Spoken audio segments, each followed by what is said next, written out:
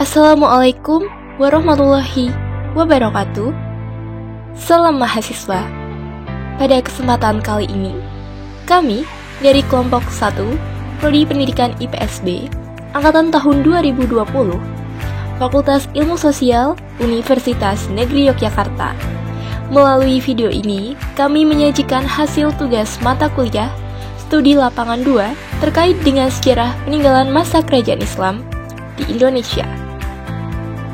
Objek peninggalan sejarah kami ialah Pasarean Makam Sewu. Kami memberi judul Pasarean Makam Sewu sebagai bukti perjuangan Panembahan Bodo dalam menyebarkan ajaran agama Islam di Yogyakarta.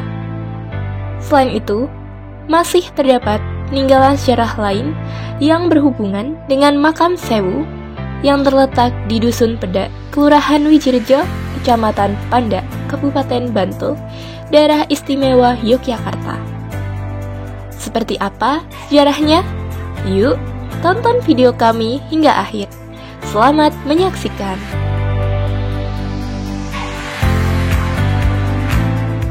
Pasarean Makam Sewu terletak di Dusun Pedak, Kelurahan Wijirejo, Kecamatan Pandak, Kabupaten Bantul, Daerah Istimewa Yogyakarta. Dari pusat kota Yogyakarta ke Dusun Pedak dapat ditempuh selama kurang lebih 39 menit. Masih berhubungan dengan Makam Sewu sebagai tempat peristirahatan terakhir Panembahan Bodo, terdapat peninggalan lainnya berupa masjid, yaitu Masjid Sabiil Rosyaat, terletak di Dusun Kauman, Wijirejo, Pandak, Bantul, Yogyakarta. Jarak makam dengan masjid kurang lebih 2 km atau dapat ditempuh kurang lebih 5 menit. Untuk sampai ke lokasi dapat dijangkau dengan mudah karena kondisi aksesibilitas yang baik dan dapat diakses dengan transportasi jenis apapun, baik transportasi kendaraan kecil hingga kendaraan besar.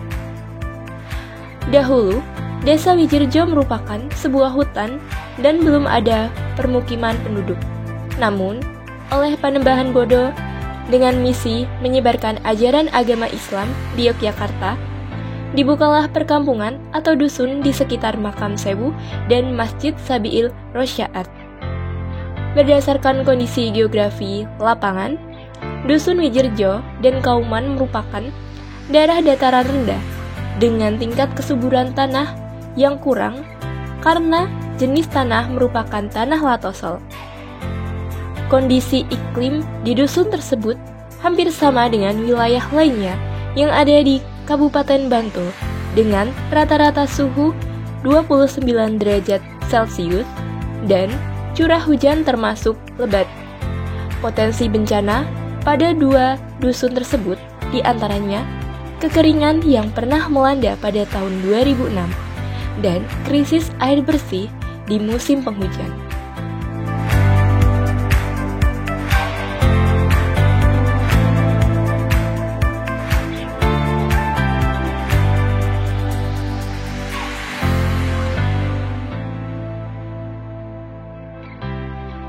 Berdasarkan hasil wawancara bersama dua narasumber, yaitu Bapak Wahono selaku pengelola Makam Sewu dan Bapak Hari, salah satu warga Dusun Kauman, memberikan penjelasan mengenai sejarah Makam Sewu dan Masjid Sabiil Rosyaat.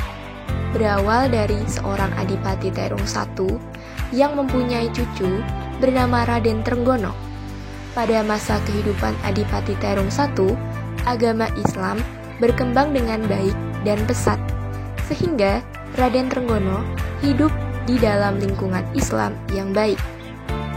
Oleh eyang cicitnya, Doro Petak, menginginkan Raden Trenggono hidup prihatin, yaitu dengan menimba ilmu untuk meraih kemuliaan. Suatu hari, Raden Trenggono bertemu dengan seorang kakek.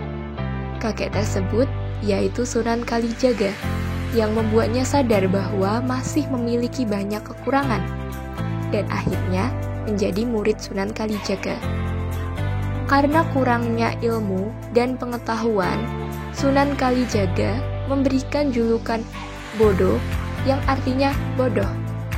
Sedangkan gelar Panembahan diperoleh Ki Bodo atau Raden Trenggono dari Panembahan Senopati yang memberikan tanah perdikan yang berlokasi di timur Sungai Progo, sehingga Ki Bodo mendapat gelar Panembahan Bodo sebagai penguasa tanah perdikan tersebut. Dalam menciarkan agama Islam, Panembahan Bodo membangun sebuah masjid di Dusun Kauman, yaitu Masjid Sabi'i Lurosyaat. Pada tahun 1600-an, Panembahan Bodo wafat dan dimakamkan di Pasarean Makam Sewu yang terletak di Dusun Pedak. Nama Pasarean Makam Sewu diberikan karena kompleks pemakaman ini telah berdiri sangat lama dan diperkirakan telah ada ribuan yang dimakamkan di kompleks pemakaman tersebut.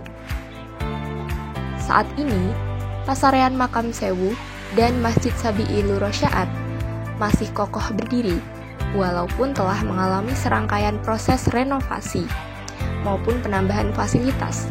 Namun masih terdapat peninggalan sejarah yang tetap dipertahankan, seperti pada Makam Sewu, yaitu Makam Panembahan Bodo, yang dipisahkan dengan makam milik warga sekitar dan dengan diberikan bangunan sehingga para peziarah dapat melakukan ziarah dengan nyaman di Makam Panembahan Bodo. Lalu, terdapat bangunan gapura, Masjid Panembahan Bodo, dan ruang bagi pengelola makam. Sedangkan di Masjid Sabi'i Lurosyaat yang masih dipertahankan hingga saat ini adalah masih terdapatnya beduk dan kentongan, serta ada watu gilang.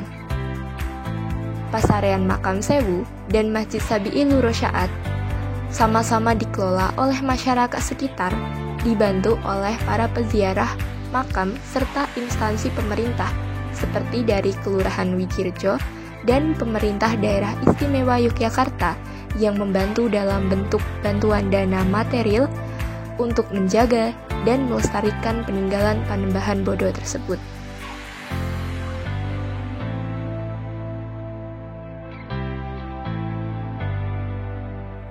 Jika dilihat dari aspek sosiologis, berdasarkan garis keturunan, masyarakat sekitar Makam Sewu merupakan penduduk asli Kecamatan Panda dan Kecamatan Pajangan. Hingga saat ini, belum banyak pendatang baru di sekitar Makam Sewu maupun Masjid Sabi'i Lurosyaat. Dalam berinteraksi sehari-hari, biasanya masyarakat menggunakan bahasa Jawa. Jika dilihat dari sistem pendidikan, mayoritas masyarakat sekitar telah menamatkan pendidikan menengah atas, bahkan sudah banyak pula yang menempuh pendidikan hingga ke perguruan tinggi. Berdasarkan hasil wawancara bersama dengan narasumber, pola pikir masyarakat sekitar pun cenderung campuran antara pola pikir tradisional dan pola pikir modern. Namun, mayoritas cenderung mengarah ke pola pikir modern. Pola pikir tradisional biasanya dijumpai pada masyarakat yang sudah sepuh, yang biasanya masih menganut aliran kejawen. Juru kunci Makam Sewu menyatakan bahwa hingga sampai saat ini, Desa Wijirjo ini aman dan jarang sekali terjadi kerusuhan. Mungkin penyimpangan sosial yang sering terjadi di sini hanyalah kenakalan remaja, namun sifatnya ringan saja. Bukan masalah lingkungan sosial yang menjadi masalah, akan tetapi pengaruh teman bermain atau pergaulan yang lebih dominan.